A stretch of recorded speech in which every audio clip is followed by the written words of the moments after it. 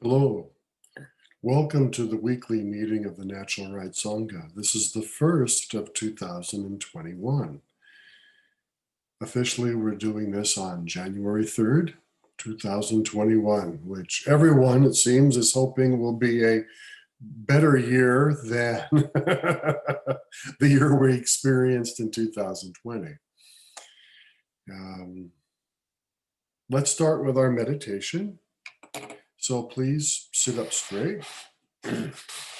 Relaxed, feet solid, or body solid anyway on your chair. Hands relaxed. Spine straight, but not stressing.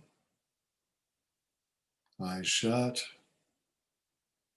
And breathing through the nose, focusing only on the inhalation and exhalation, nothing else. Other thoughts come, just let them go. Please set your timers for however many minutes you wish.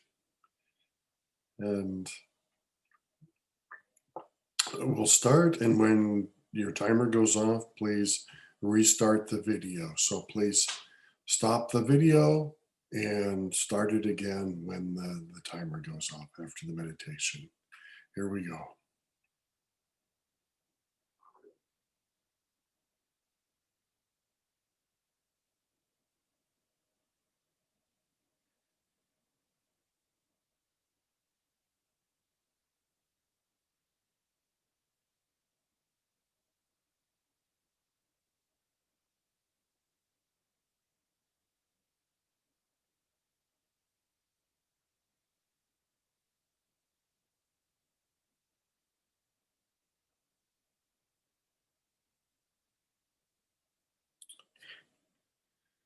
Sometimes it's, you don't want to come back. You don't want to leave the meditation. Yeah.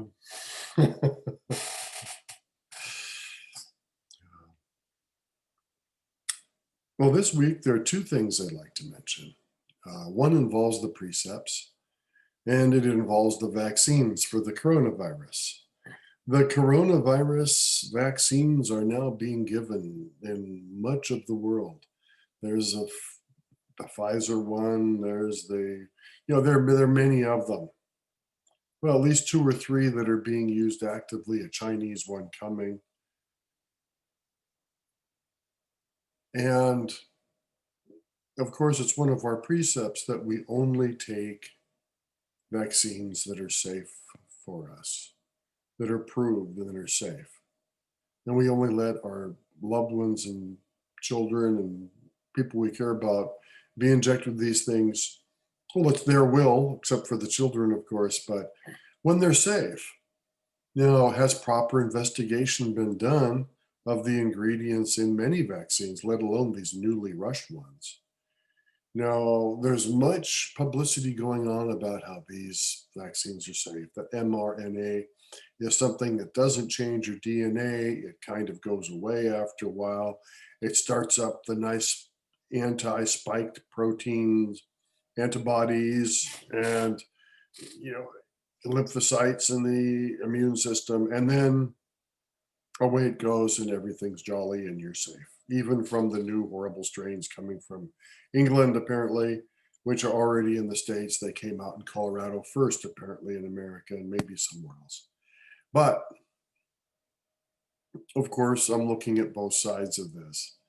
And when you look at evidence from the other side, we've mentioned various people before. There's research that's come out, and I'd like to just read this to you. Okay, there's a Dr. Woldarg and Dr. Yidom. I'm not sure I'm pronouncing them right. It's W-D-A-R-G and Y-E-A-D-O-N. And they have various qualifications, and you can look them up. And they are quoted on the Corbett Report, which is a somewhat controversial blog or newsletter or that goes out quite often and is always well footnoted. Okay, it quotes its sources very well. You have to give them credit for this. They say there are four things we should be concerned about with this vaccine. One, It's exalted by its makers for having non-neutralizing antibodies. But however, there's evidence that non-neutralizing antibodies can lead to an exaggerated immune reaction, especially when the test person is confronted with the wild virus, so to speak, after being vaccinated. This so-called antibody-dependent amplification, called ADE, capital ADE, has long been known from experiments with corona vaccines in cats, for example. Um, Cats that initially tolerated the vaccination died after catching the wild virus. Well, okay. Um, that's one. That's one concern. Like, we haven't done enough research. What about all the cats that died from a similar vaccine try that had similar results to what they're bragging about, and yet the cats died and they got the real vaccine? Two, the mRNA vaccines from biotech Pfizer, which is the biggest one so far, contain polyethylene glycol, PEG. 70% of people develop antibodies against this substance, against PGE. This means that many people can develop allergic, potentially fatal reactions to the vaccination.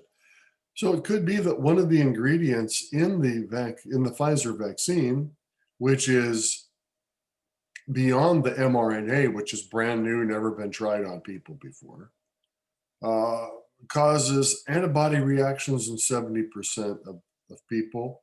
And according to these two doctors, can develop allergic, potentially fatal reactions. We do know from initial reports that the Pfizer vaccine is causing more allergic reactions than the other ones. Okay, so now moving on to three. The vaccinations are expected to produce and are supposed to produce antibodies against spike proteins. You know, the spike globes we see running around in all the graphics. The vaccinations are expected to produce antibodies against spike proteins of SARS-CoV-2. However, spike proteins also contain syncytin homologous proteins, which are essential for the formation of the placenta in mammals such as humans. Before we use this on people, these physicians insist that we must absolutely rule out that a vaccine against SARS-CoV-2 will not trigger an immune reaction against syncytin-1. Syncytin is spelled SYNCYTIN -1. Okay, syncytin-1. Because if it does attack syncytin-1, you could end up with many, many, many thousands of women who are infertile. They won't be able to have babies due to this vaccine is a possibility. Because if this vaccine does attack spike proteins, and it attacks that particular spike protein, and there's no assuring it won't at this point, you could make thousands and thousands of women infertile with this.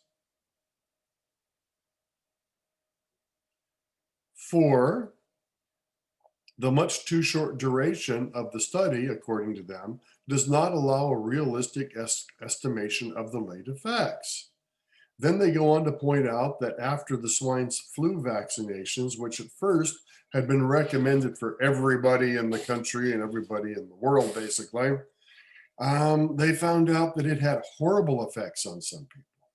And that if they'd given this to everybody, there would have been horrible after effects in many, many people. And yet, despite what happened with that vaccine, the swine flu vaccine, they're still recommending that everybody take this quickly done, non properly tested vaccine. So that's just information. Those are claims from 2 doctors. You can check the Corbett report. That's where I found this information from them, but you can also just check them. I try to check all sources, pro and con. I read what Gates and Fauci say, and I read what these guys say, and what Rainer Fulmick says, and and Robert F. Kennedy Jr. with his Children's Health Defense. I try to read all the sources so I really understand fully what's going on. And still, there is so much different information and differing claims. It's very interesting to wade through. So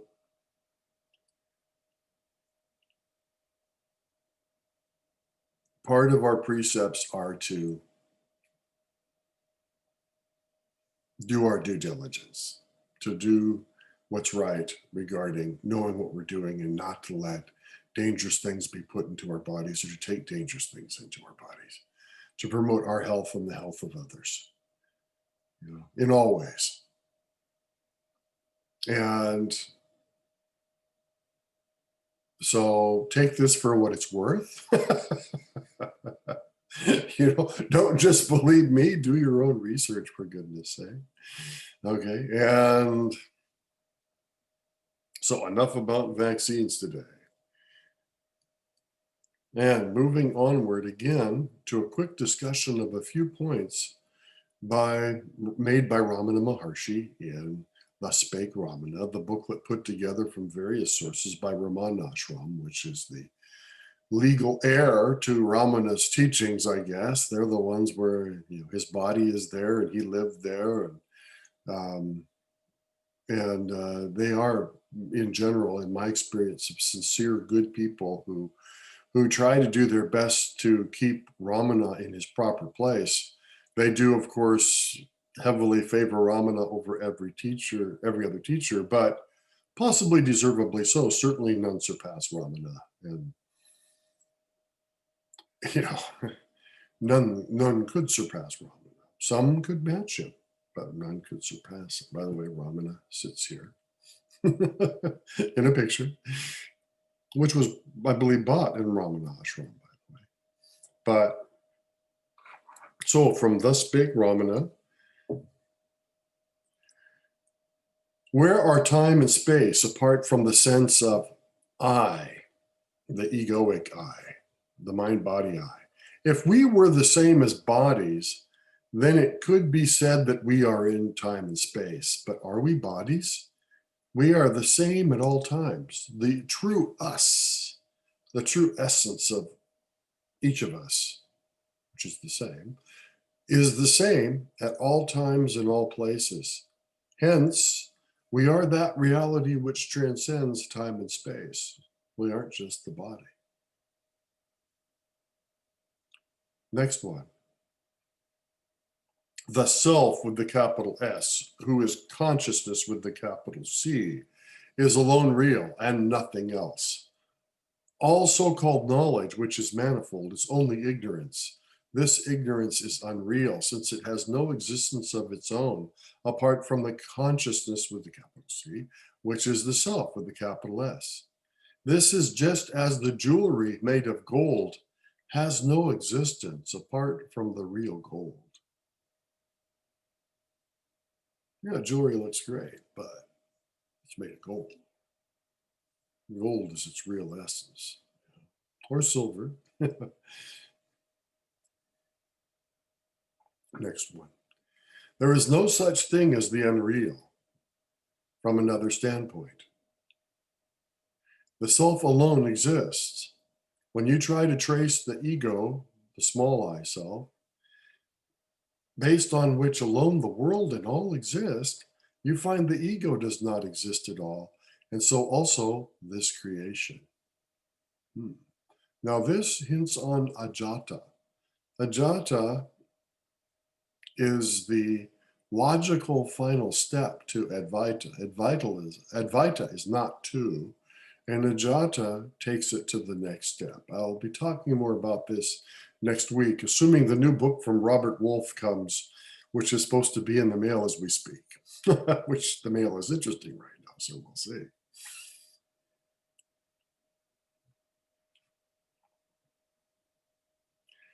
And I wanted to mention something about this one. Uh, Arthur Osborne was one of Ramana Maharshi's great foreign followers. I don't want to say he was a disciple or he was in his lineage, because Ramana didn't accept a lineage. But Arthur Osborne and his family lived at or near Ramana Ashram for many, many years. And Arthur Osborne was the co-founder of Mountain Path magazine, along with V. Ganesh and Ramana's grandnephew. Now, Arthur Osborne was told by people that he needed to learn Tamil, the language of Tamil, because Ramana Ashram's in Tamil Nadu in the south of India. And it would just make sense that he would learn it since he was living there. He went to Ramana and asked him about this, and Ramana said, "Really?" I'm paraphrasing, okay? But Ramana said, no, Arthur, you don't need to learn Tamil. It'll just give you something else you need to let go of when you get it.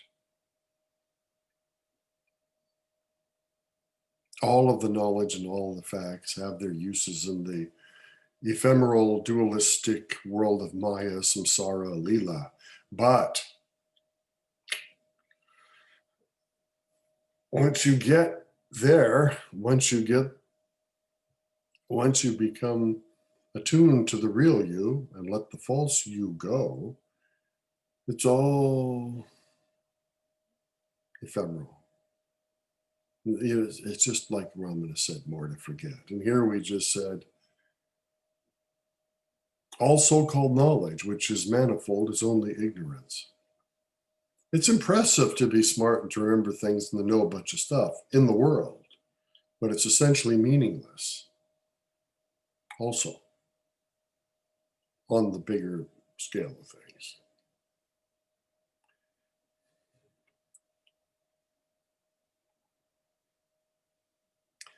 The next one, the mind is nothing but the stream of thoughts that passes over consciousness. Of all these thoughts, the first one is the thought, I am the body. This is a false thought, but because it is taken as true, it is possible for other thoughts to arise. So the mind is just an outgrowth of the primary ignorance and is therefore unreal. I used to have a real problem with the fact that the whole universe was my mental creation. I never liked that thought. Then I realized that without my mind, I would not perceive a universe, and therefore, in a way, that's true. And what would I be without the mind?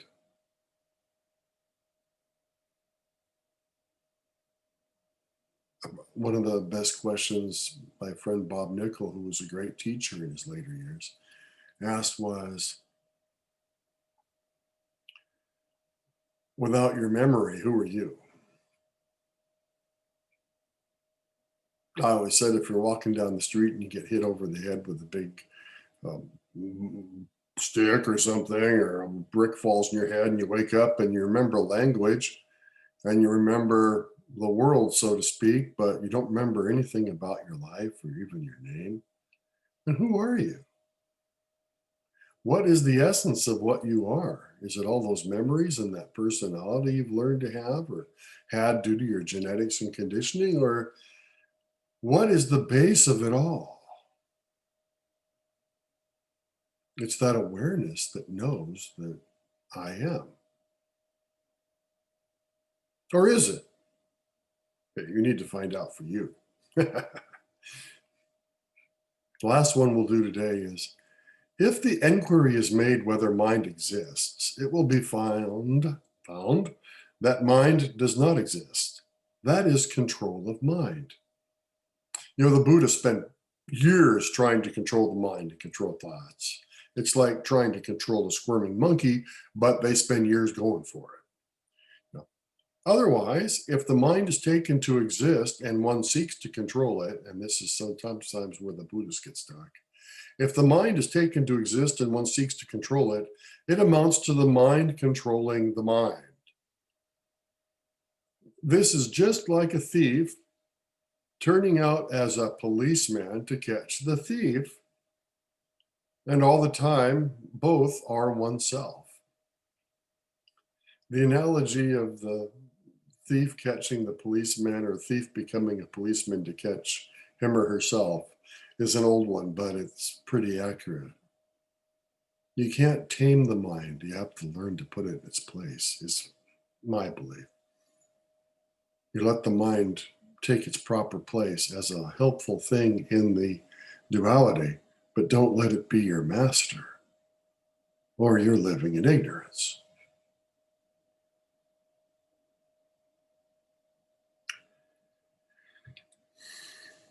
Well, good luck. May I say Happy New Year to everyone as we roll into the 2021. Many of my friends are just hoping to get past January, especially January 6th and 20th, peacefully, so the world can continue as it so-called normally does, without violent and allegedly crazy disruptions. But we shall see. Let's finish with the four immeasurables, and let's start with we, please. So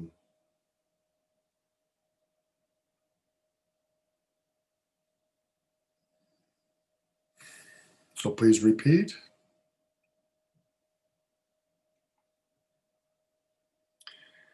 May we have happiness and the causes of happiness.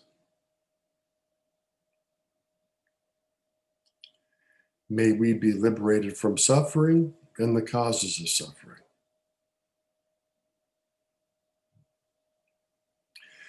May we never be separate from the happiness that is free of sorrow.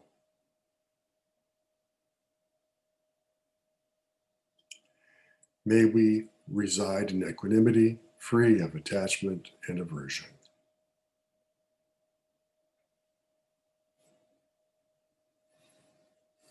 And for the next part, let's say it again, but let's say for all, for everybody and everything, and all beings. Yeah. So please repeat. May all have happiness and the causes of happiness. May all be liberated from suffering and the causes of suffering. May all never be separate from the happiness that is free of sorrow.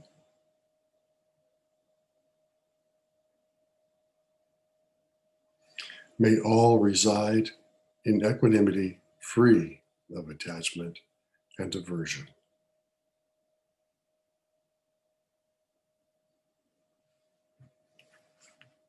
Thanks for being here. Have a great week. Endeavor to keep the precepts as best you can. Blessings.